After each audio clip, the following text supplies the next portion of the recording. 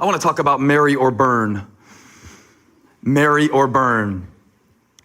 And I'll lift these two verses, verse 8 and 9, where Paul gives some specific advice to single people in the church at Corinth. He says, now to the unmarried and the widows, I say it is good for them to stay unmarried as I do. Paul is addressing two different types of people, but with the same life situation. He says, whether you are unmarried and you've never been married, or whether you were married and through some incident you're no longer married, the widows or widowers. And we know that Paul was one of these two types of people. He was not married. He's speaking not from theory, but from personal experience.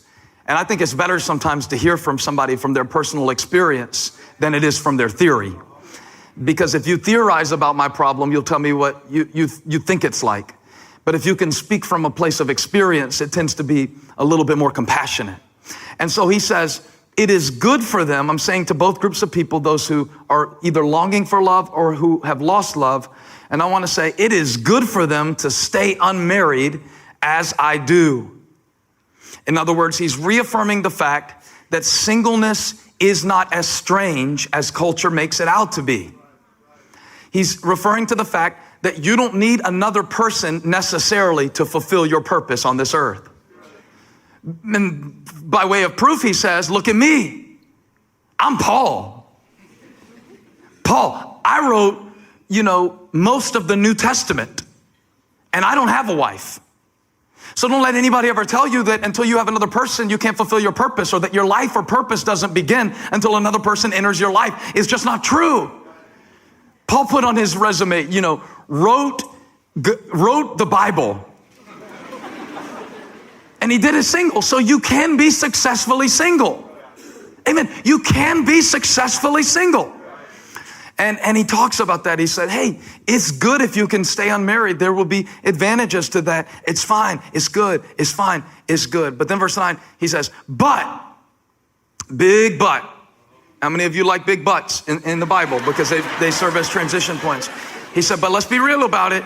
If they cannot control themselves, big if, big but, if they cannot control themselves, they should marry.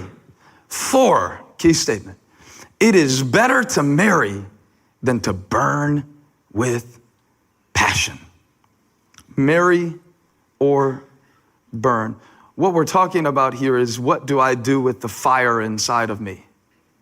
Whether I'm single or married, what do I do with my passions that are hard to control? When I proposed to Holly, I kind of had to call an audible, because I went to go see her dad, and I asked his permission to marry Holly, and he is a very straightforward person. So he said, yes, sure, whatever, you can marry her. I knew this was coming. He said a couple things. Number one, you only have $3,000 to get married on. That's the budget, which is a great budget in 1927. And then he said, and here's a few other things and about our family that I just want you to know and be aware of.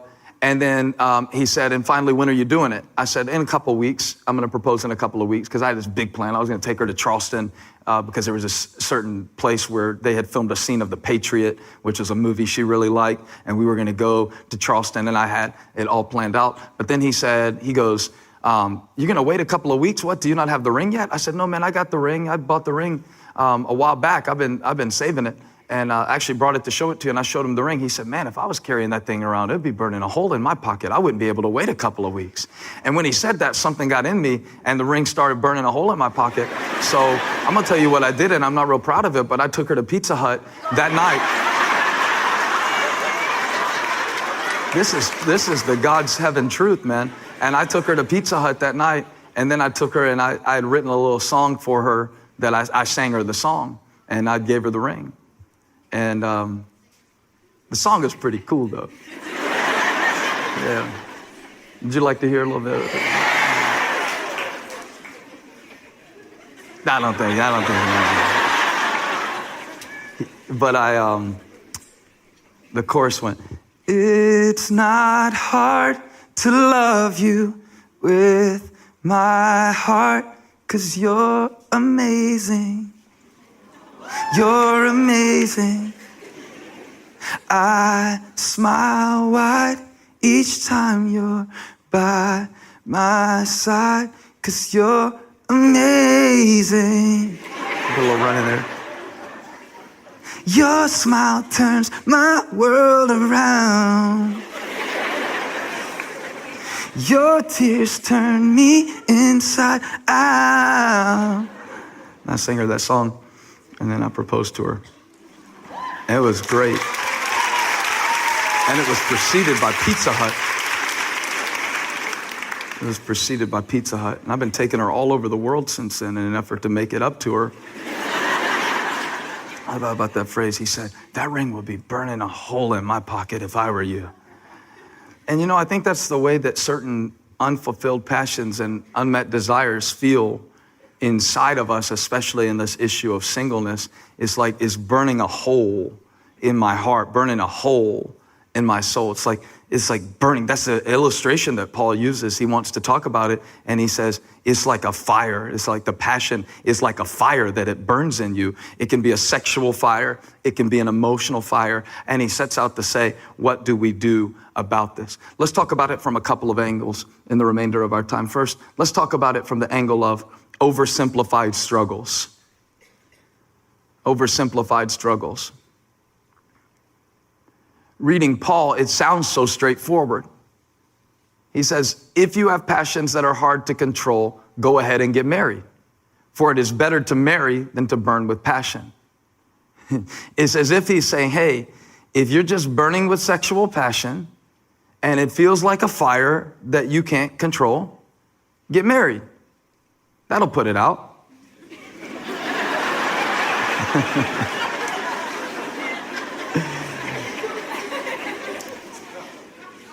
He makes a case. He says, it's better to marry than to burn with passion. But if I were single, I'd read that and I'd go, yeah, Paul, it may be better, but. Everybody say but. That seems to me oversimplify the struggle.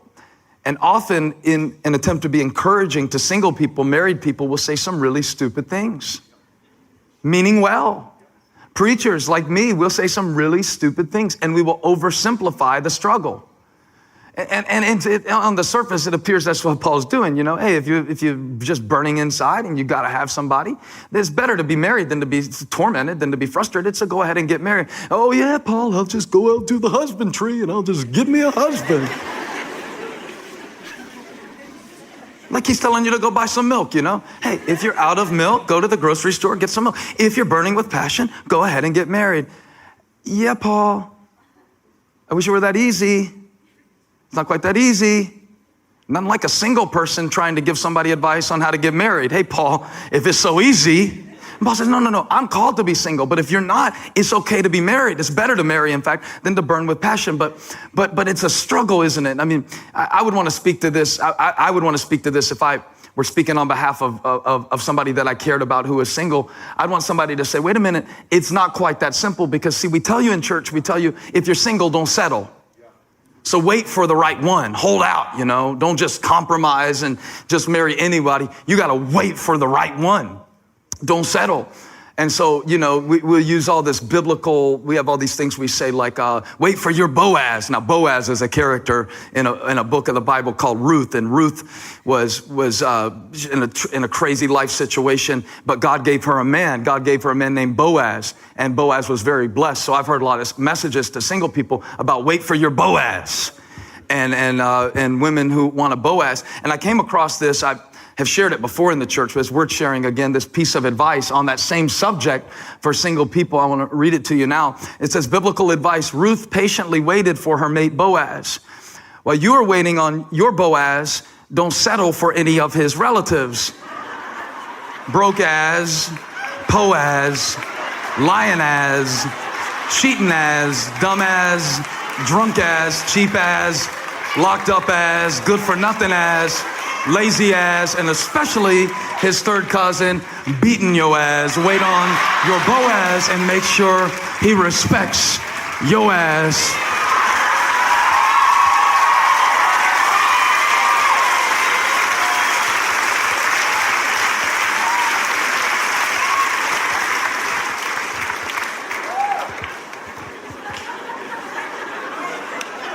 If you find this offensive, please send us an email to weneedyourseat@elevationchurch.org. That's the address for you to correspond. Yeah. So everybody say, don't settle. So we teach that, but then we also teach don't sin. Everybody say don't sin. All right, so you be don't settle. Say it, don't settle. Now you be don't sin. Say don't sin. And the people in the middle are like, but what about the struggle? Don't settle, don't sin. But what about the struggle? And Paul actually, he addresses that head on. He says, it's like a burning. In fact, I didn't share this in any of the other worship experiences because they weren't as spiritually advanced as you and they couldn't have been able to receive it. But Paul says something else in 2 Corinthians. He wrote them another letter and he's listing in 2 Corinthians chapter 11 all the different difficulties that he's been through in a way of saying, I relate to any of you who are going through hard times. And he says in verse, I think this is actually 2 Corinthians 11:29. He says, who is weak and I do not feel weak? Who is led into sin and I do not inwardly burn? The same image that he uses in 1 Corinthians to talk about some of you are burning, he will acknowledge in a later letter saying, I burn too. So he's not simply speaking to the struggle with a cold heart and a theological mindset. He says, I know it's a struggle. It's part of the struggle, I think, is cultural. Because we have this teaching out there that there's the one for you. You'll not find this in the Bible, but you'll find it in every chick flick that you ever watch on Netflix. I'm waiting for the one. I'm waiting for the one. Just by a show of hands so I can see how many of you have never thought this fully through. How many of you think there is only one person for everybody that they can marry, and if you don't marry that person, you married the wrong person? Just if you want to go ahead and acknowledge that you're wrong, raise your hand.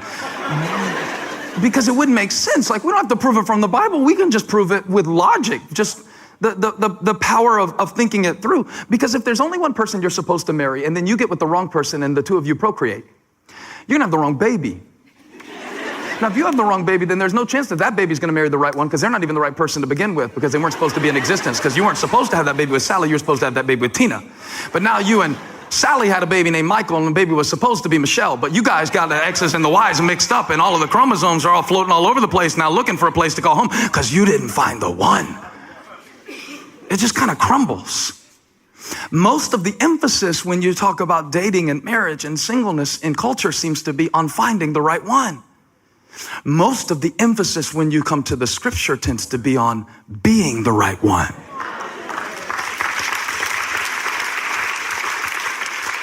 Being the one. And I think this is so important to point out. Now, I'm not trying to oversimplify the struggle, but I just want to let you know that if you'll focus on being the right one, then God has this ability to put you in the right place and develop within you the right passions. And that's so much more important than this elusive chase for the one. Yes, it's better to marry than to burn with passion, but it's also better to learn to control your passion than it is to marry an idiot. It's better to marry than to burn with passion, but it's also more important that you develop a real passion for God than that you find the right person who you think is going to stir up a passion inside of you. Let's don't oversimplify the struggle, Paul would say.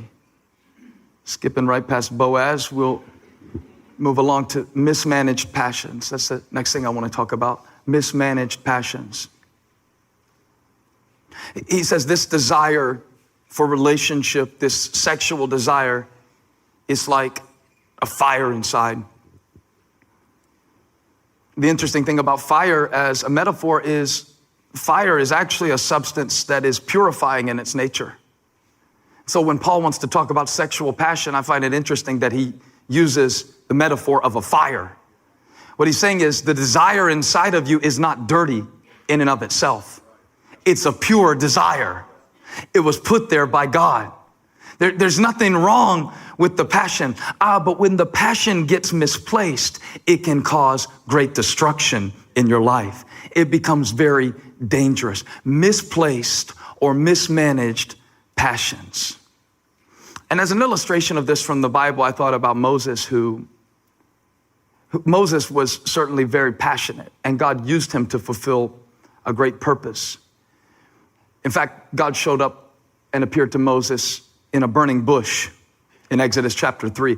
But 40 years before that burning bush, which is where many people think the story of Moses' life began, when God called him to be a deliverer of the Israelites out of Egyptian slavery, 40 years before this, Moses had an incident that was the result of mismanaged passion. Watch this, Exodus chapter 2, verse 11. It says, one day after Moses had grown up, he went out to where his own people were and watched them at their hard labor. Now Moses was conflicted because he grew up as a Hebrew, but he grew up being raised as Egyptians. He was from the Hebrew people, but he was raised in an Egyptian society. So he was torn. He was conflicted by this. And one day he goes out, and he's grown up a little bit now, and he sees something. He sees an Egyptian beating a Hebrew, one of his own people, and it stirs up a passion in him. And it says that he looked this way and that way, and it looked like the coast was clear. So he didn't see anybody, and he killed the Egyptian and hid him in the sand. Well, the next day he went out and saw two Hebrews fighting. And he asked the one in the wrong, hey man, why are you hitting your fellow Hebrew? And the man said, who made you ruler and judge over us? Are you thinking of killing me as you killed the Egyptian? Just because you hide something in the sand doesn't mean it went away. I'll stand here for a minute. Bears repeating. Just because you covered something up in the sand doesn't mean it won't come back up. Because the thing that Moses did, nobody else saw it, so he thought. But then his past catches up with him rather quickly. And it says that when he heard this, Moses was afraid. And he thought, what I did must have become known. Now he's exposed. And so Pharaoh hears of this, and he tries to kill Moses. But Moses fled from Pharaoh and went to live in Midian, where he sat down by a well. And he ends up on the run for 40 years because of a mismanaged passion. See, what Moses felt, follow me, was a good passion. He saw one of his people being taken advantage of, and God had put a passion in Moses. Moses was called to deliver the Hebrew people out of Egyptian slavery. So he sees this going down, and he thinks this isn't right, and it lights a fire inside of him. And so Moses just goes off. But it's one thing to have the right passion. It's another thing to act on it in the right way. Did you know you can have the right passion, but have the wrong expression of the right passion, and it'll create a terrible result in your life? I can't get any help in this sermon, man. Let me ask it another way. Did you know that the thing that God put inside of you that can make you really great and can lead you into your purpose can also bring you great pain if it's not managed correctly? I'm teaching this to our oldest son right now. He has a gift for being argumentative. And it's a gift. Never seen anything quite like it. I'm told that he got it from somewhere. And he will verbally assassinate you. He will take you apart about anything. And I'm teaching him, this could be your greatest asset. Because boy, I could see you one day on stage preaching to people, and God's going to take this gift that you have to kind of go through stuff and just take it apart, and you can take it apart. And I see how God could really use that. You might be 3 times, 10 times, 100 times the preacher that I ever am. But if you don't learn how to manage this, and you think that that gift is given to you so that you can argue with your mom about the cleanliness of your room, you are not going to live long enough to see whether or not, you know, God could really use this. This is a good thing. I see it in you, boy. I think it's awesome. I think it's amazing. But you better learn when to use it and how to use it, because you can win the argument and still lose your video game time for the next month if you don't shut your mouth right now. It's a good thing that you can do this, but you better learn to do it. You can do a good thing in the wrong way and it becomes a bad thing. Sex is a good thing. Sex is a good thing. Sex is a good thing. You think if I could ever get an amen, I'd get an amen. Sex is a good thing. We don't teach that in the church. We teach, sex is dirty. Sex is gross. Sex is disgusting. So save it for your husband.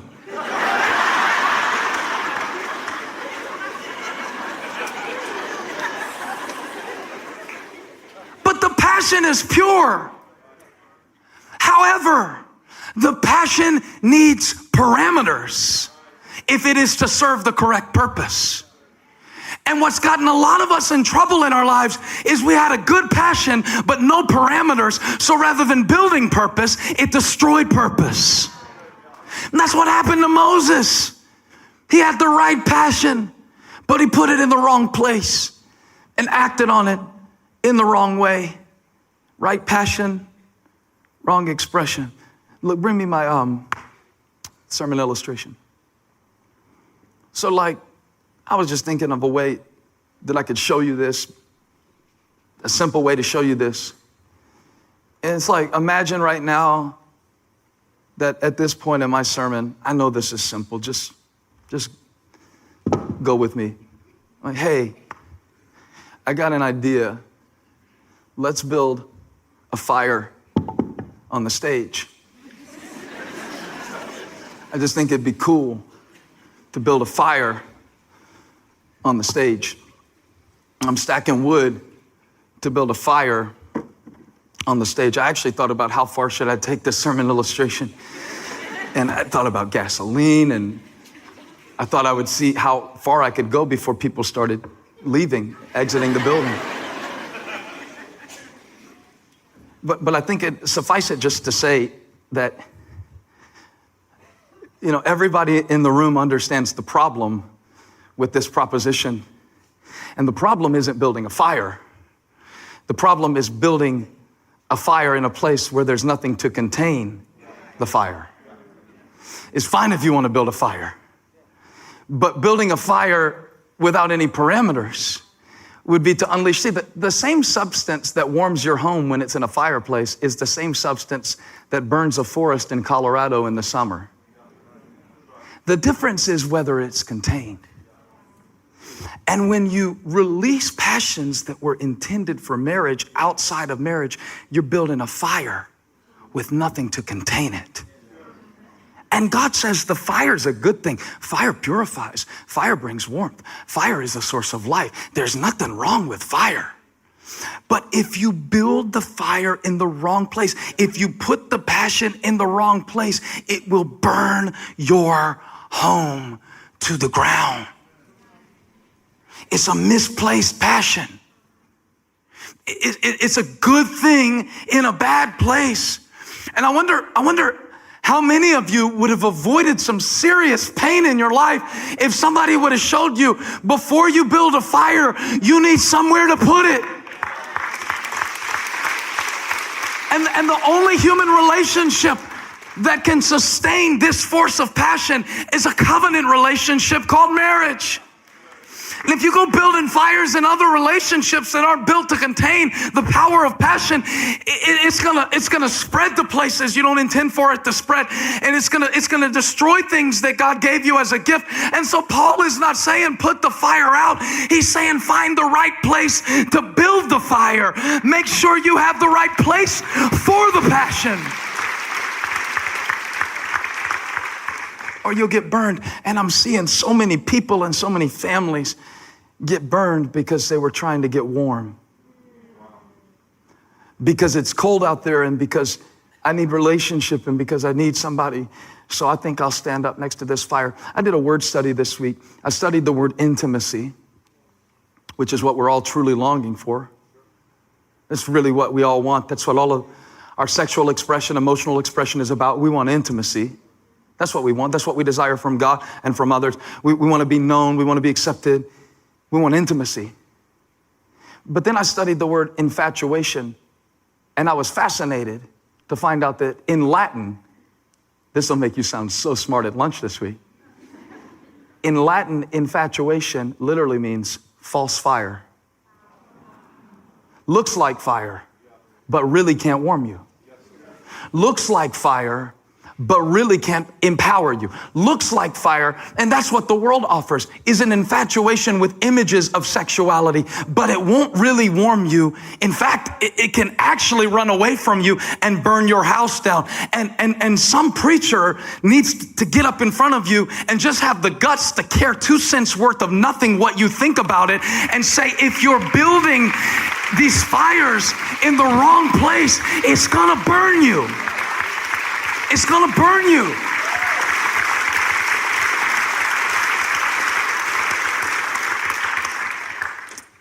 So it's mismanaged passions. Passion is pure.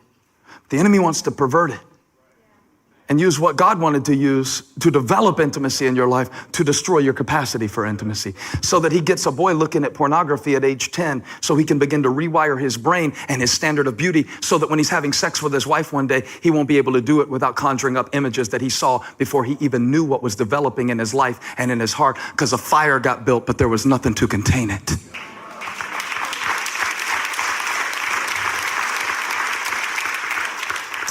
I say this not to condemn you. I say this not to bring all your mistakes up before you.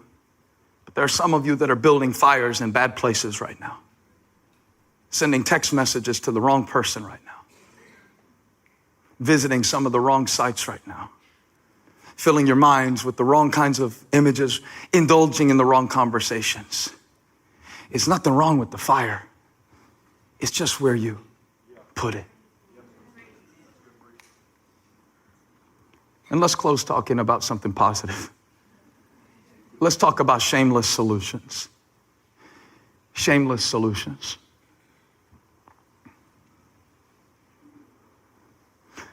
So when me and Holly were building our home last year, there were all these selections that you have to make. And for the most part, I never got involved. But she would bring certain things to me that she thought I might want to weigh in on. And one of them was what kind of fireplace we would have in the house. I love sitting by a fireplace. I don't know why. But I like the gas log fireplace, because this is about as much work as I want to do to start the fire. Like, to me, that's my version of roughing it. Like, that's my outdoorsmanship right there. Just flip that little switch and the fire comes on. She said, no, for this house, we need to have a real fireplace with like real logs and stuff. And I'm like, oh God, no. I mean, we're gonna have to go chop wood, and I'm gonna go buy a flannel shirt from Old Navy, and I don't have one in the closet. And she's like, no, it'll be great. It'll be a gas start fireplace, but it'll have real wood. And so I'm thinking like, you know, I trust you, whatever. And she said, trust me, you'll love it. I said, go ahead, we can do it. And, but nobody showed me how to use it. So the first time I went to go build a fire in the gas start fireplace, which let me see, I'm gonna give you the technical explanation for this. There's a little thingy that you put in the hole on, there's a thing on the side of the fireplace, and you turn that on, and then it opens the gas valves. And so then you can light the fire. At least that's what I thought you were supposed to do, is turn on the gas and then light the fire in the fireplace. So I was so excited to have our first fire of the year last year. And so I turned on the gas to give it plenty of time. Like, you know, if you're turning on your car in the cold, so you give it some time to warm up, right? And so I went to go get my kids because I wanted them to see the first fire. And I bring them in because it's like getting close to Christmas time and their stockings up, and I thought this was gonna be a picture perfect scene. And so I go and get a drink and get the kids, and I gather them around, and I went and got the wood, not the wood that I chopped, but the wood that the man who sold the wood to me on the side of the road chopped at some point. And I took that wood and I stacked it up high because I wanted it to be a good fire. I wanted to make sure our first fire was a good fire, and now I figure we're warmed up. And so what happened when I put the match in, so like now, when I give an invitation for people to receive Christ, I give it with so much more passion because I feel like I have seen what hell is going to be like. Because when the flames came out, it was traumatic. It was traumatic for Graham.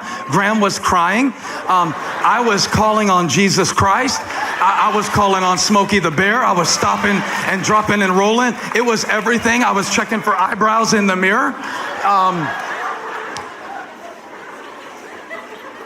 Lesson learned. Start the fire in the fireplace and then turn on the gas. Not the other way around. The difference between a fire that will warm your house and a fire that will burn off your face has to do with the order in which you turn on the gas and light the flame. And that's what Paul is saying, church. And that's what God is saying. He's saying, some of you are running the gas valve wide open in your thought life. And you're running the gas valve wide open in your conversations. And you're running the gas valve wide open. And so you're getting hit by all these flames that are consuming you and burning you alive. What do you expect? When you turn the gas on and leave it on and let it build up and just think what you want and say what you want, and you don't control any of this, like, how did you think this was going to end? When you let the gas build up and you never got any help with those issues and you never found any place to discuss them, and where did you think this was going to end? He said, first marriage, then fire. Context is everything. And some of you, I'm not trying to be hateful, I'm just trying to be helpful. You're sitting here feeding the fire of lust and discontentment and wondering why the flames are burning so high. You say, well, I just can't control myself. You know, that's kind of what Paul says in the passage. He says, for those who can't control themselves, you should get married. You know, that's actually a poor interpretation of the original language in Greek. He didn't actually say for those who can't control themselves. He said for those who are not controlling themselves. See, because he said that the fruit of the Spirit is love, joy, peace, patience, kindness, goodness, faithfulness, gentleness, and self-control. So you have self-control, but when you feed the wrong fires all the time, like some of you are just throwing logs on the fire all the time, and you're miserable because you're watching The Bachelor.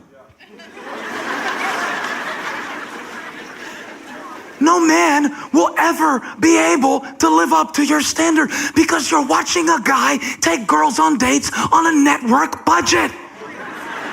Your man might drive a Hyundai. It may be a good car, but you're feeding the fire of all of these ideals. Some of you men have gotten your standard of beauty from people who are airbrushed. No wonder your wife can't satisfy you. You're feeding the wrong fire. And it's flaming up and blazing up, and you're running the gas, and you talk how you want to talk and do what you want to do and say what you want to say. And now you're wondering, why can't I control this? Because you didn't control it. So what do we need? We need a big old ice bucket. You know what the church does, and what I used to do a lot of times when I would preach about these topics, I would think that the solution for sexual sin is a big old bucket of shame. You know, so we just, you know, something like that. And all the sermons are based around shame. It's like, and that's effective for like 3 days. But then it flares right back up. Most of the time in our sexuality, shame is the source of our problem, so it can't be our solution.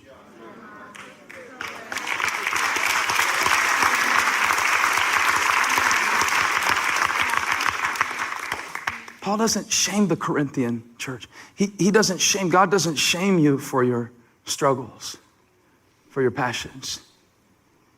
He simply wants you to get them in the right place.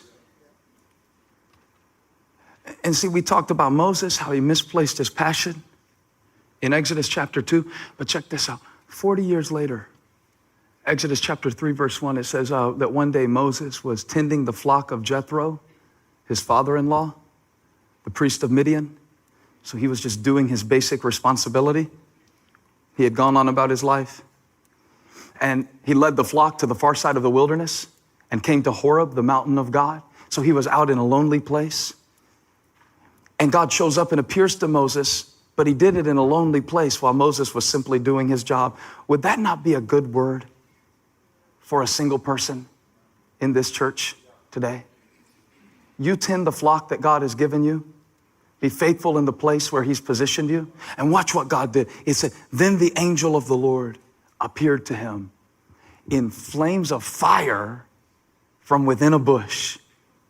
So Moses saw, remember when he looked the first time after he'd killed the Egyptian, and he looked and he saw and nobody was there, and so he thought he got away with it, but he really didn't because he tried to fulfill the right passion in the wrong way. But watch this time. He saw that though the bush was on fire, it did not burn up. And so he thought, I'll go over and see this strange sight, why the bush does not burn up. And when the Lord saw he had gone over to look, God called to him from within the bush, Moses, Moses. And Moses said, here I am. Now here's what the Lord spoke to me. He said, when I am the center of your passion, your life will burn, but it won't burn up. When I am the center of a relationship, it'll burn, but it won't burn up. See, lust can set you on fire, but only God can set you on fire and keep you on fire.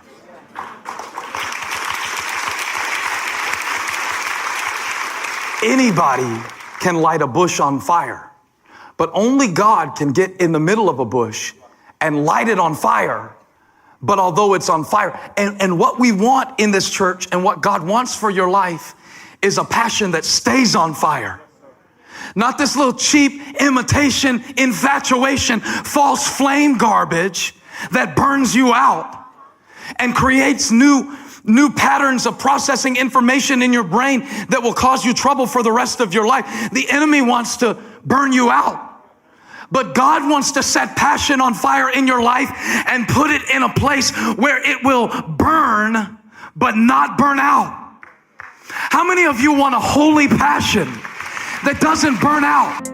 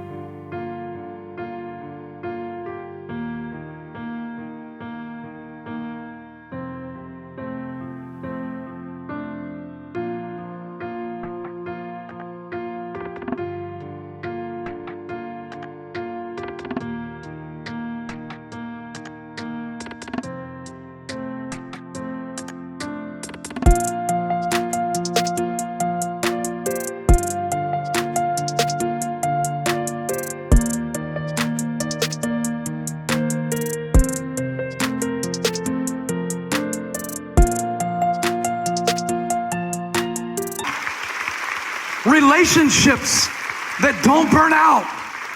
Fires and pursuits that don't burn out, that burn up, that are alive and lighting, but grow brighter and brighter as the seasons go by. God's desire for you isn't just that you would have the passing pleasure of sin for a season, but that you would know the pleasure of passion that comes from his purpose.